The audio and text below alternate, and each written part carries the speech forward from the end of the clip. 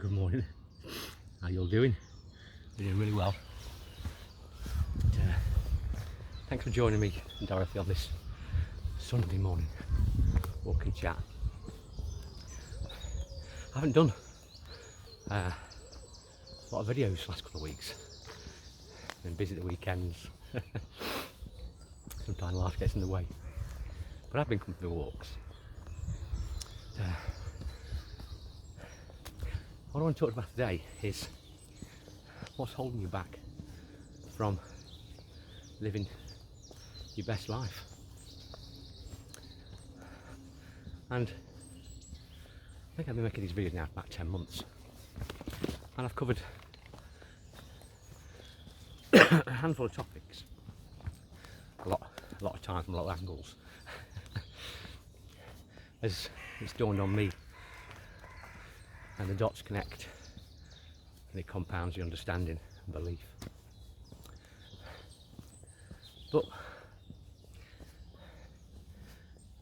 there have been other things that I've done that I've not shared with you,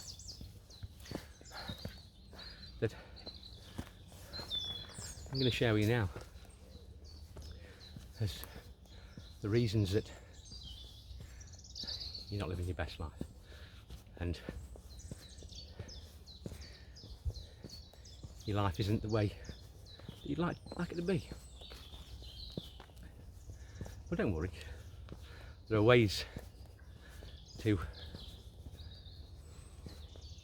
enable you to understand. And what I realised on my journey through affirmations, the law of attraction, I came across other stuff, because one of the questions I asked myself was, this stuff's so easy, why aren't we taught it when we're young? And ultimately I came to understand is that it's been done by design.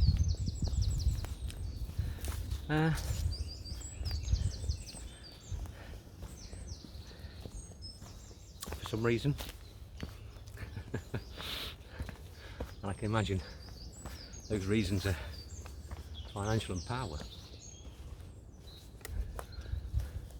They don't want us, or society doesn't, I suppose, benefit from a bunch of happy and contented men and women, girls and boys. See, if you're happy and content, as I said before, you need the things, it goes, which is not very good for an economy. And in a society where the economy is almost seems to be like God, then that will drive ultimately society's agenda. So if they've not taught us these simple tricks on how to be happy, what else haven't they taught us? Or what have they taught us that's wrong? Lots. See why I've been telling you guys to do affirmations daily as often as you can. Yeah. Trying to convince you that it works. They're transmitting to you on your TV, adverts, subliminal messages, repetition. So they know it works, but they want it to use it for their agenda, which again is, I suppose, almost not to have a happy and contented society. See, when you're in a fearful state, when you're worried about your security, money, what's happening in the world, what can affect you,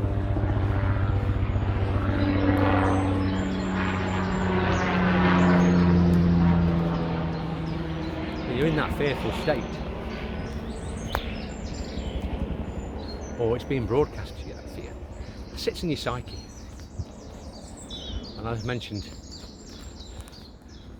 before, you don't get what you want, you get how you feel, what you are. So if you're being bombarded with ideas that you have to be scared, that's been broadcast to you, and society reflects this, everything's going up, the cost of everything is increasing massively. Your psyche becomes impregnated with this, I suppose, underlying worry. Yeah. And that will hold you back, because it'll be a deep-seated belief. So, if society is hell-bent on controlling us, keeping us in a state of fear, how are they doing that? And how can we get around it? Well, for starters, stop watching TV and listen to the news, reading the paper. You can only really control your energy, can't you? So, worrying about other people who you can't have an influence on is pointless and just keeping you from your peace. As I said, when I start this journey, I start asking these questions. I started looking into other things, because we've all got agendas. We've all got our agendas. And if a society doesn't want a loving, happy, peaceful society, why does it want one that's not? And what have they put in place to ensure to make it hard for us? Well, the one big thing I came across, and please leave me a comment if you want to hear more of this subject, because it's a massive subject and one I've studied enormously, especially over the last couple of years, but mainly for the last 5, when I realised that maybe government, the people, don't have our best intentions at heart. It comes down to money. We all need money to a degree in this society and the countries we live in, to a greater or lesser degree. Well, certainly in the UK, very hard to function without money. But why is it there's never enough?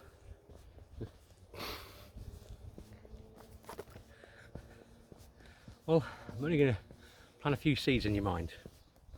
Yeah, you guys can research it as I've done and decide for yourself. But since the 1930s, there's been no money. Yeah.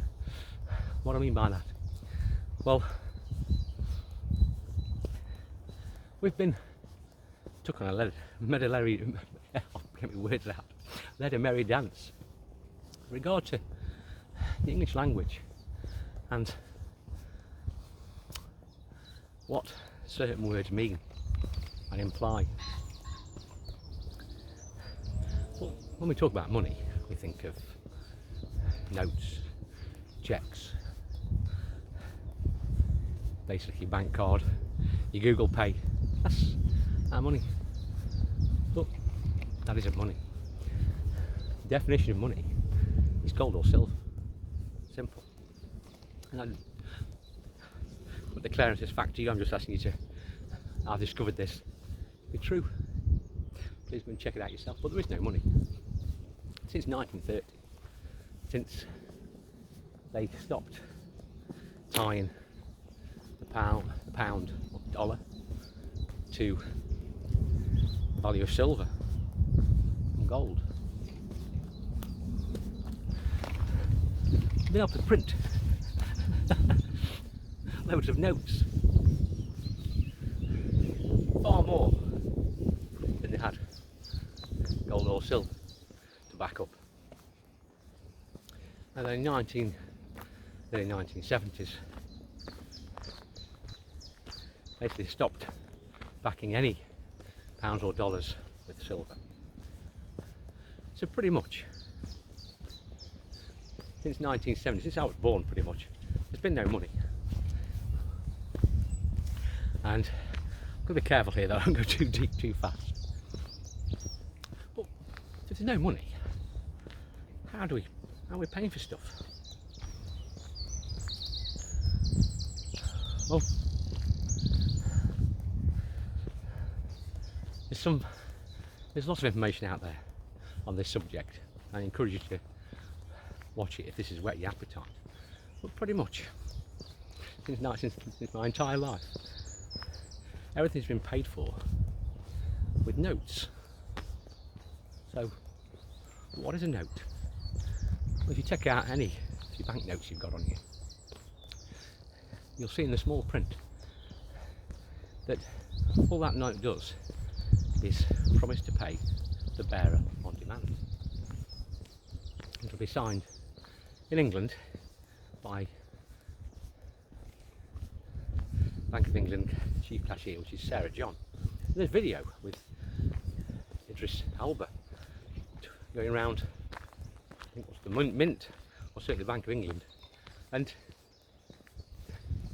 they confirm that basically all the notes that you have are just promises to pay. I'm not going to go too much deeper.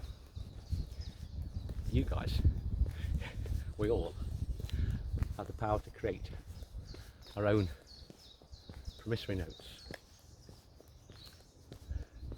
And I'm not just telling you this because I've read it. I've been using it.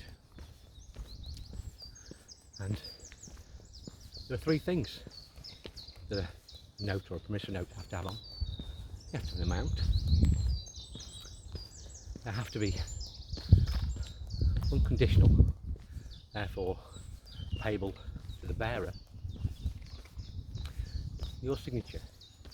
And it has to be delivered to be paid. Simple. That's it. That's all it constitutes what a promissory note makes up. And they said you can make your own and use them.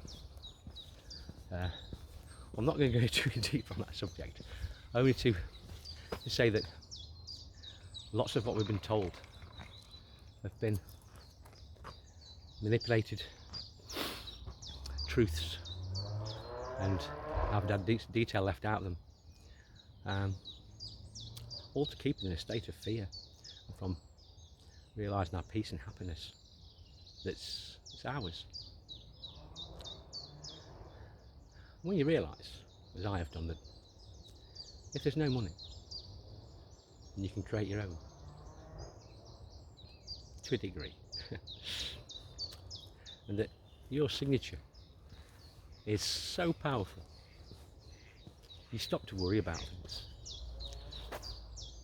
I don't care what anyone says is for my best interest. I know what's my best interest, regardless of what authority, because no one's got authority over you. Yeah? You're a man or a woman. You were created from the one source of creative magic, or whatever you want to call it. And that whatever you create, you own. So, man, woman, society, created government. Therefore they sit under me. They have no jurisdiction unless I give it. And with that, knowing that you haven't got to be fearful, haven't got to worry, because that's what you want me to do. I'm going to keep you from being peaceful and happy. But please let me know what you guys think of this content.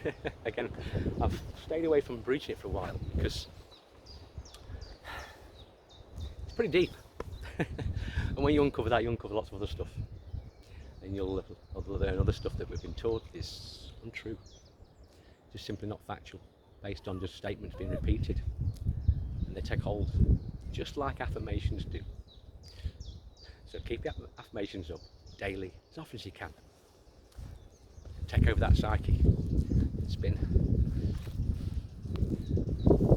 propagated with fear.